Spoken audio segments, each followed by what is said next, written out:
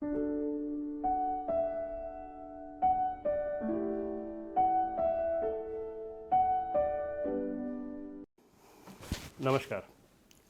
मैं डॉक्टर असित मेहता हूँ और मैं Narayan multi speciality hospital Ahmedabad में सीनियर कंसल्टेंट नेफ्रोलॉजिस्ट यानी वरिष्ठ गुर्दा रोग विशेषज्ञ के पद पर कार्यरत हूँ। आज हम किडनी के एक गंभीर रोग के बारे में बात करेंगे जिसे मेडिकल टर्मिनोलॉजी में क्रॉनिक किडनी डिजीज़ कहा जाता है, यानी कि गुर्दा क्रॉनिक किडनी फेलियर।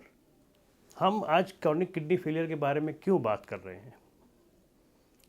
क्योंकि दिन प्रतिदिन इसका जो प्रमाण है वो बढ़ता जा रहा है और एक तरह से इसने एक ना दिखाई देने वाली महामारी का रूप, यानी जिसे हम साइलेंट एपिडेमिक कहते हैं, ये उस स्थिति में है। और कई मरीज हैं जो इस रोग से पीड़ित हैं और काफ़ी मात्रा में इसकी वजह से जिनको परेशानी का सामना करना पड़ रहा है। अब इससे पहले कि मैं इस रोग के बारे में बात करूं, मैं संक्षेप में किडनी क्या है, किडनी क्या काम करती है, उसके बारे में आपको बताऊंगा। हमारे शरीर में 2 किडनी होती है और करीब करीब ये हमारी मुट्ठी के साइज़ की होती है और ये हमारे रीढ़ की हड्डी के दोनों तरफ पेट के ऊपरी भाग में स्थित होती है। किडनी हमारे शरीर में कई महत्वपूर्ण काम करती है और इसको एक हम पावरफुल केमिकल फैक्ट्री भी कह सकते हैं। ये हमारे शरीर में से वेस्ट प्रोडक्ट्स, टॉक्सिन्स, जो कि हमारे शरीर के लिए हानिकारक है, उनको पेशाब के द्वारा शरीर से बाहर फेंकने का काम करती है। इसके अलावा हमारे शरीर में जो पानी की मात्रा है उसका संचालन भी किडनी करती है। हमारे शरीर में जो इलेक्ट्रोलाइट बैलेंस है, जैसे सोडियम, पोटेशियम, कैल्शियम, इन सब का प्रमाण, इन सब को संचालित किडनी करती है। किडनी में से कई हार्मोन निकलते हैं जो ब्लड प्रेशर का संचालन करते हैं। एक इरिथ्रोपोइटिन नाम का हार्मोन भी किडनी में बनता है, जिससे अपना जो लाल रक्त कण है उनका प्रोडक्शन होता है। विटामिन डी का एक्टिवेशन किडनी में होता है, जिसकी वजह से हमारी हड्डियां स्वस्थ रहती हैं। तो इस तरह किडनी 24 घंटे काफ़ी महत्वपूर्ण काम हमारे बॉडी में करती रहती है। अब मैं बात करूंगा कि मुख्य कारण क्या हैं, किडनी के प्रॉब्लम्स के, किडनी फेलियर के कारण क्या है। जो सबसे मुख्य कारण है उनमें एक है डायबिटीज़ और दूसरा है हाई ब्लड प्रेशर, यानी जिनका कि बीपी ज़्यादा रहता है। अगर हम देखें तो अगर मैं 100 मरीज किडनी फेलियर के देखता हूं तो करीब करीब 50 में, यानी 50% लोगों में किडनी फेलियर का कारण वो डायबिटीज़ है। उसके बाद दूसरे जैसी बीमारियां हैं, जैसे कि ग्लोमेरुलोनेफ्राइटिस, जो धीरे धीरे किडनी को डैमेज करती हैं। कुछ जन्मजात बीमारियां हैं जो फैमिली में पीढ़ी दर पीढ़ी चलती हैं। इसमें से एक जो मुख्य है वो है पॉलीसिस्टिक किडनी डिजीज़। फिर हमारे देश के कुछ राज्यों में, जैसे गुजरात है, राजस्थान है, पंजाब है, यहाँ पर पथरी की जो प्रमाण है वो बहुत ज़्यादा है, किडनी में पथरी होना। और अगर इसका इलाज टाइम से ना कराया जाए तो ये भी किडनी में डैमेज कर सकती है। फिर मैंने ऐसे भी कई मरीज देखे हैं जो सेल्फ मेडिकेशन करते हैं, या जो अपने आप से दवाइयाँ खाते हैं। खासकर जो दर्द की दवाइयाँ हैं, कि कुछ सर में दर्द हुआ, पैर में दर्द हुआ और उन्होंने दवाई ले ली, लंबे टाइम तक इस तरह की दर्द की दवाइयाँ लेने से भी किडनी डैमेज हो सकती है। तो अब हम बात करेंगे कि किडनी की बीमारी होने के रिस्क फैक्टर्स क्या है, या किन किन लोगों को ये बीमारियां होने का रिस्क, किडनी फेलियर होने का रिस्क ज़्यादा है। तो जैसे मैंने आपको बताया कि एक तो डायबिटीज़ और ब्लड प्रेशर।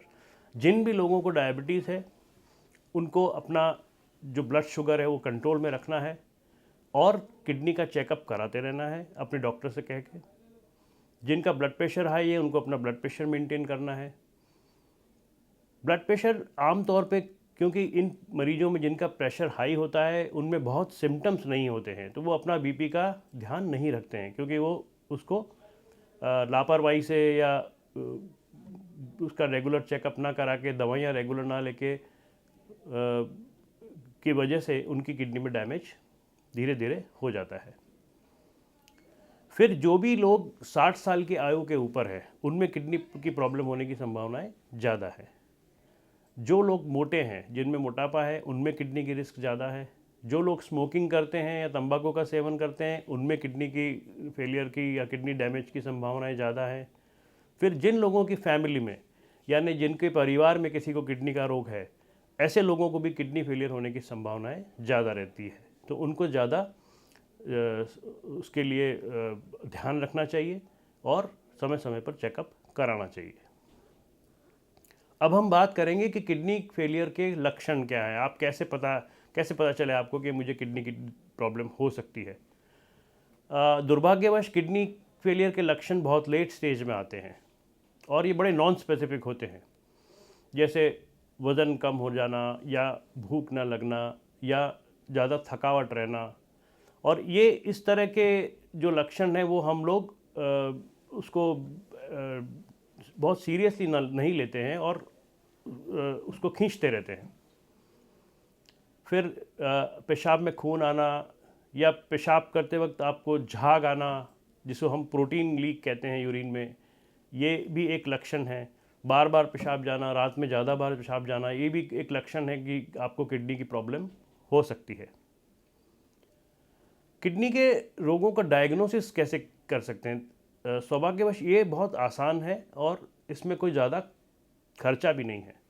हमको एक सबसे पहले तो अपना बीपी चेकअप कराते रहना चाहिए। अगर किसी को बीपी आता है या बीपी हाई रहता है या यंग एज में बीपी आता है तो उनको किडनी की चेकअप करा लेना चाहिए।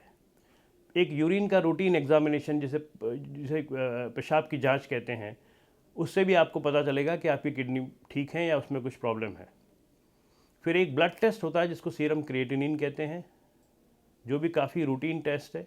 उसको कराने से भी आपको किडनी फंक्शंस के बारे में पता चल जाता है। तो ये जो ब्लड टेस्ट या जो यूरिन टेस्ट की मैं बात कर रहा हूँ, ये आपको नियमित रूप से कराना चाहिए, हर साल या हर 2 साल में। खासकर उन लोगों को जैसे मैंने बताया कि जिन लोगों को किडनी की प्रॉब्लम होने की संभावनाएं ज़्यादा है। अब हम बात करेंगे कि किडनी के रोगों से कैसे बचा जा सकता है। सबसे पहले तो जैसे कि मैंने बताया, डायबिटीज़ और ब्लड प्रेशर के जो मरीज़ हैं उनको अपना नियमित रूप से ब्लड शुगर चेक कर रखना, उसको कंट्रोल में रखना, दवाइयाँ लेना। बीपी जिनका हाई रहता है उनका बीपी नियमित रूप से चेक करना, उसकी दवाइयाँ रेगुलरली लेना, ये बहुत ज़रूरी है, क्योंकि जैसे मैंने बताया डायबिटीज़ और ब्लड प्रेशर मुख्य कारण है किडनी डैमेज के। उसके अलावा आप सेल्फ मेडिकेशन ना करें, खुद से दवाइयाँ ना लें। किसी भी तरह की दवाई डॉक्टर की सलाह से ही लें। फिर अपने वज़न का ध्यान रखें, वज़न ना बढ़ने दें। अपने आप को हाइड्रेटेड रखें, यानी कि पानी की मात्रा जो हम पीते हैं उसको कम से कम 6 से 8 ग्लास पानी हमें पीना चाहिए। स्मोकिंग, धूम्रपान से छोड़ दें। अल्कोहल का सेवन से दूर रहें।